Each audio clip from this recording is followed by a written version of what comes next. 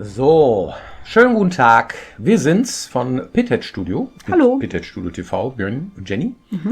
Björni und Jörn. Genau. Nee. Blödsinn. Wie immer. Was ist denn jetzt? Genau, jetzt wird's dunkel, ne? Jetzt wird's dunkel und dreckig oder so. Ja, das ist richtig. Dark and Gritty heißt die Folge. Wie kommen wir denn auf sowas? Du irritierst mich jetzt total. Eigentlich wäre es doch Benny und Jörn, oder? Benny und Jörn. Ja, das ist doch wirklich bekloppt, ne? Ja, Björni ist ja auch irgendwie schon die Merch-Form, genau. Ja. Nee, ja. Genau, Dark and Gritty ist unser Thema heute. Wir haben uns gedacht, es gibt so ein Phänomen, Ja. nämlich, dass es Spiele gibt, die sind sehr bunt. Und es gibt Spiele, die sind eher so Dunkel, ja, farblos, so, desaturiert. Ja, desaturiert ist das Wort, das mir jetzt nicht einfiel. Also im Grunde genommen nicht so bunten Farben und so. Also es hat eher mal für Erwachsene. Und das Clicky Bunty ist eher was für Kinder, ja? Das ist eine spannende Frage, die wir hiermit an euch weitergeben. Also, ihr kennt das doch, ja? Es gibt einige Spiele. Bleiben wir mal beim Genre Rollenspiel. Ja. Dann macht es das etwas einfacher, weil es gibt ja auch solche Sachen wie Super Mario und so. Und da kennt man ja auch das Bunte. Ja. Aber es gibt eben auch zum Beispiel bei den Rollenspielen, dass Spiele eher sehr kräftige Farben haben und die Orte, denen man begegnet, dort auch. Also hier, wir spielen zum Beispiel gerade Fallout 76 und da kann man am Anfang einstellen, welche Art von Look man haben möchte. Das heißt, sind die Farben eher stark saturiert und stechen hervor? Sind die eher bunt und damit vielleicht sogar auch besser zu erkennen? Oder dann haben die sowas wie einen Vintage-Look, dann ist alles so ein bisschen desaturierter, vielleicht mit so einem leichten Gelbfilter darüber und solche Sachen. Dann sind die Sachen eher so bräunlich, gräulich und gibt einen komplett anderes Look and Feel. Und Spieler und Spielerinnen da draußen, die präferieren tatsächlich sehr unterschiedlich diese Sachen. Und das aus unterschiedlichen Gründen. Die einen sagen, ja, dann kann ich alles besser erkennen, deswegen möchte ich lieber, dass das schön saturierte Farben hat und dann kann ich alles gut unterscheiden und dann sieht's auch irgendwie netter aus. Und die anderen. Fallout 76 ist generell sehr viel bunter als die Vorgänger. Ja, es wirkt schon sehr bunt, genau.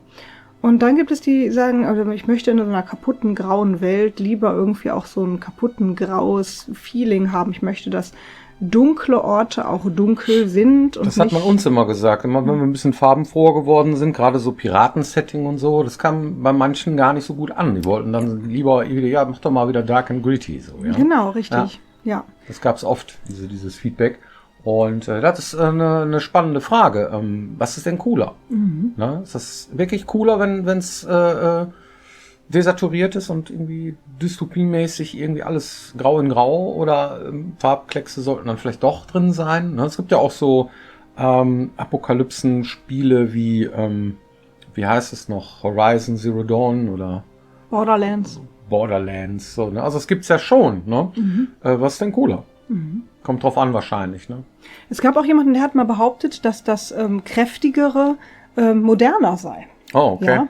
Dass quasi dieses Grau in Grau tendenziell vielleicht altmodisch ist. Wie empfindet ihr das? Achtet ihr überhaupt darauf? Ist euch das wichtig? Also bei den Logos scheint es andersrum zu sein. Ne? Kralon-Logo ist sehr Vintage, ne? Also eher oldschool. Ja. So, aber dies hier, das ist eher modern, so, ne? Das ist unser Firmenlogo. Das ist eigentlich nur weiß. Ja. Das haben fast alle so gemacht eine Zeit lang. Ich weiß gar nicht, ob das wieder rückläufig ist oder so. Ich glaube noch nicht so. Aber als wir das Kralon-Logo veröffentlicht haben oder so, dann kam irgendwie, das ist aber altbacken und so. Ne? Dann haben wir, gut, okay, es gibt dann auch unterschiedliche Meinungen, klar, ne? Aber wir sind dann natürlich auch dabei geblieben, weil es ja auch eine gewisse Aussage haben soll. und in diese Richtung geht auch. Ne? Vielleicht auch gar nicht so verkehrt, den Leuten dann auch zu zeigen, naja gut, es geht schon, es sind Elemente von diesen halt 90er Jahren Vintage Oldschool-Spielen mit drin. Genau. Und die findet man da auch wieder Ja. und es täuscht einen dann auch nicht. Ja, ne, dann weißt du, was du kriegst, so ungefähr. Und das ist halt so eine Geschichte, die kann man schwer beurteilen, weil da muss man eigentlich eine Umfrage machen. So, ne? Was ist cooler, was ist nicht cool? Ist das wirklich besser, wenn die Spiele dunkel sind, wenn die desaturiert sind? Das ist wirklich eine spannende Frage. Und dann gibt es auch noch einen anderen Aspekt, nämlich das eine ist so, wie kräftig sind die Farben, welchen Farbcode hat man dem Spiel überhaupt gegeben. Es gibt ja auch Spiele, die arbeiten extremst mit ihren Farben und das haben wir in so gewissem Rahmen ja auch immer gemacht, dass wir zum Beispiel sagen, Rot steht für etwas Bestimmtes, Grün steht für etwas Bestimmtes und so. Und dann findet man das im Spiel tendenziell auch immer wieder. Und dann gibt es noch sowas wie Dunkelheit, ja. Also zum Beispiel, wenn ich jetzt in eine Ecke gehe ins Spiel, das Thema hatten wir jetzt auch aktuell in unserem Kralon, dann sehe ich nichts. Ist das gut? Also ich brauche zwingend eine Taschenlampe, um jetzt hier etwas zu sehen. Wie viel davon verträgt ein Spiel? Das ist natürlich auch realistisch. Wenn ich jetzt runter in den Keller gehe und da ist absolut kein Licht, was da reinfällt, dann sehe ich auch in Wirklichkeit nichts. Und das kann interessant sein, das kann gruselig sein, das kann was mit dem Spieler machen, es kann aber auch anfangen zu nerven. Ja, wenn ich einfach nicht weiß, wie ich mich jetzt orientieren soll und solche Geschichten. Und da muss man halt immer eine Gratwanderung finden. Man kann ja auch zum Beispiel so ein bisschen mehr Gamma reinhauen und dann siehst du halt immer was, aber du siehst es nicht im Detail. Und dann muss man das testen lassen, um so einen Mittelweg zu finden. Dann spielt man aber das Spiel auch nicht so, wie es gemeint ist. Ne? Geh mal in die dunklen Ecken, dann siehst du gar nicht, was gemeint ist. Ja. Ja, oder im Licht kriege ich wieder irgendwie Mut und bla und sowas, ja. Das funktioniert dann alles nicht. Ne? Und das ist so, da greift so ein bisschen auch Gameplay mit rein. Also es ist nicht nur eine reine Visualisierung, sondern auch Gameplay. Und dass man das nicht richtig versteht, dass man Sachen vielleicht auch übersehen soll. Ne? Es gibt ja diese Wimmelbildspiele oder diese Adventure, wo du auf den Knopf drücken kannst und dann sind überall irgendwie die Spots, wo du draufklicken kannst. So, wer benutzt das? Das benutzt man eigentlich nur, wenn man was nicht gefunden hat. Und das ist halt immer ein bisschen schwierig. Ne? Einige Items sollte man auch im Dunkeln sehen können vielleicht und dann leuchten die vielleicht ein bisschen oder irgendwie sowas. Ja? Also das ist auf jeden Fall ein Riesenthema. Dieses Gameplay gegen Dunkelheit und so, das begegnet uns bei Kralon auf jeden Fall sehr immens. Ne? Dass zum Beispiel so Quest-Items oder so auch gefunden werden müssen, dass man nicht da rumrennt stundenlang und die nicht findet. Ja? Auf der anderen Seite irgendwie den Heiltrank 73, den solltest du vielleicht irgendwie auch mal übersehen dürfen. So, ja. Und wenn du Gamma hochziehst, dann siehst du alles. Und wenn man das so stark macht, das ist so die Kehrseite der Medaille, dass die Taschenlampe obsolet ist. Ja, dann ist das ja auch blöd. Das ist auch blöd, ja. Also du möchtest die ja auch manchmal brauchen. Ja. Und auf der anderen Seite auch diejenigen, die wirklich gut suchen, auch ein bisschen belohnen.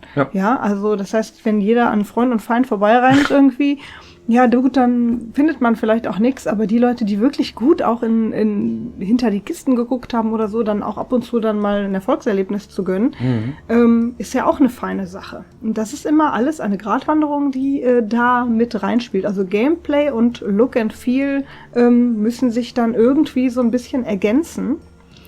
Und dann fragt man sich, ja, wie viel von was verträgt so ein Spiel? Wann fängt es an zu nerven? Wann macht das richtig Spaß? Oder gibt es auch so pauschale Aussagen, so, nee, keine Ahnung, das ist mir zu bunt, das spiele ich nicht? Oder ja, das ist wirklich eine spannende Frage. Oft ist es so, wie machen die anderen das denn? Ne? Stellt man sich dann die Frage so. Ne? Und dann guckt man halt, was ist denn erfolgreicher? Ja. Das ist so eine These, ne? die kann man ja vertreten. So kann man sagen, das ist ja immer erfolgreicher, wenn es irgendwie dark and gritty ist. Stimmt das? Ich würde sagen, nein.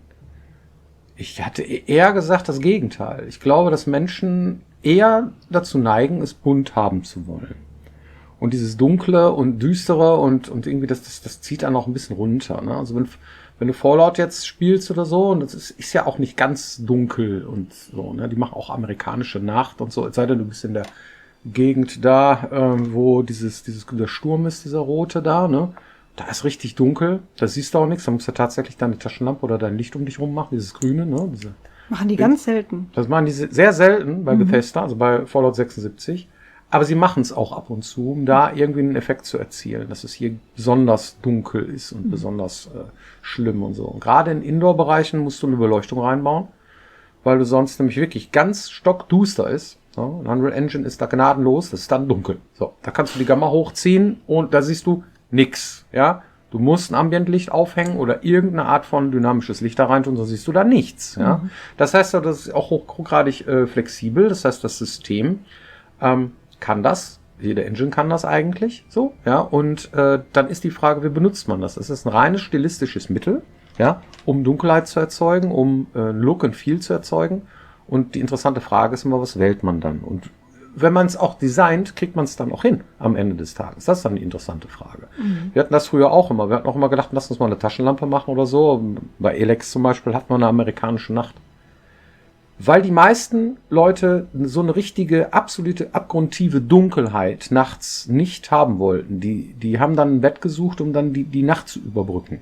Das hatten wir mal eine Zeit lang und das wurde von der QA weggefeedbackt, ganz eisern. Das fanden die schlecht. Ne? Und das ist auch nicht modern, hieß es dann. Das ist, die Großen machen das auch nicht und so. Und dann haben wir das nicht gemacht. So, obwohl ich gerade bei so Dungeon-Crawler-Geschichten und so ist doch schon cool finde, mal so richtig dunkle Ecken zu haben. Genau, ist vielleicht dann auch irgendwie, gibt es eine Frage der Dosis, ja. Also spezielle Sachen kann man dann anbieten, die das vielleicht erlauben, aber nicht überall, weil man dann die Spielerschaft frustriert. Und man hat ja natürlich auch nichts davon, wenn man es dann nachts zu dunkel macht. Die Spieler verlaufen sich alle und geben dann auf und haben dann keinen Bock mehr, das Spiel weiterzuspielen, weil es einfach so anstrengend ist. Also muss man eine Gratwanderung finden zwischen beiden und sagen, okay, ich biete das mal an der einen oder anderen Stelle an und guck mal, wie es angenommen wird, weil das kann natürlich auch Spaß machen. Ne? Ja. Ja, cool. Was haben wir gewählt bei Kralon? Ein Mischding, ne? Ein Mischding, ja. Wir haben mit sehr dunkel angefangen. Ja. Sehr dark, sehr gritty und das ist auch ziemlich so, ja. Aber wir haben nachher doch ein paar Farbakzente mit reingebracht, ne? Ein paar Farben, ein paar leuchtende Sachen, weil es sonst zu trist ist. Das geht nicht, ne? Du musst Wurde auch besser angenommen. Ja, du musst auch gucken, ob du die Ebenen so ein bisschen visuell voneinander unterscheidest und das kannst du wirklich am besten machen, indem du da so ein paar farbliche Codes, sag ich mal so, ne, so Look and Feel einbaust. Ein paar Sachen sollten schon bunt sein. Aber trotzdem ist das tendenziell eher dark and gritty. Es gibt auch noch Ecken, die sind tatsächlich gar nicht beleuchtet. Da muss man da mit der Taschenlampe ran. Aber die sind, sagen wir mal, tendenziell nicht so viele. Da musst du auch vielleicht auch irgendwo mal die Lampe finden und die anmachen, damit du dann beim nächsten Mal wiederkommst, so, hier war ich schon oder so. Also solche, weil die Lampe leuchtet. Ne, solche Dinge haben wir eingebaut. Wir spielen mit der Dunkelheit. Genau. So, wer das nicht möchte, der kann natürlich die Gamma hochziehen. Dann siehst du immer alles. Das ist aber irgendwie, das ist dann schade, weil dann ist das nämlich nicht so, wie es gemeint ist. Genau, ist ja nicht mehr ganz so gruselig. Also wir würden euch empfehlen. Gruselig? Ja, auch gruselig. Ja, ich finde das gruselig. Wir haben ein gruseliges Spiel gemacht. Ja, wenn du alles immer siehst. Kein Horror, aber gruselig. Ein bisschen, ja. Genau. Und dann muss es ja auch manchmal ein bisschen dunkel sein. Absolut. Ja, also schaut mal, was euer Bildschirm da so hergibt, dass ihr euch irgendwie wohlfühlt, aber trotzdem nicht alles seht. Das ist dann immer ideal. Cool. Hast du eine Community-Frage? Ja, also die Community-Frage lautet, welche Spiele würdet ihr gerne spielen, habt aber gerade aktuell gar keine Zeit dafür? Indiana Jones. Das stimmt. Ich habe es immer noch nicht gespielt. Jetzt bin ich bei 76. Und ich find's total gut und ich meine, Fallout 76, ne, da kann man wirklich sein Leben dann verbringen. Und deswegen werde ich da wohl so schnell nicht wieder von ablassen. Ja, ich traue mich auch gar nicht, das zu sagen. Ich spiele gerade mit Sabrina Monkey Island und wir spielen da auch schon wirklich sehr lange dran, also viele, viele Monate, weil wir immer ein kleines bisschen weiterspielen und dann irgendwie über was anderes reden. Und ich müsste mit ihr dieses Spiel eigentlich mal beenden, damit wir endlich die komplette Reihe durchgespielt haben. Und das ist auch noch so ein Guilty Pleasure, dass wir so uns vor uns hertragen, was wir mal endlich abschließen. Das ist spannend, ne? Wann ist denn Fallout 76 durchgespielt? Es hat eine Hauptgeschichte. Oh, ja. Okay.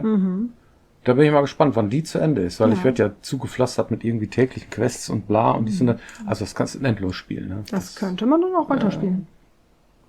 Ja gut, vielen Dank für eure Aufmerksamkeit und bis nächste Woche hoffentlich wieder hier, wenn es heißt Pitted Studio TV. Genau. Vielen lieben Dank. Bis dann. Macht's gut.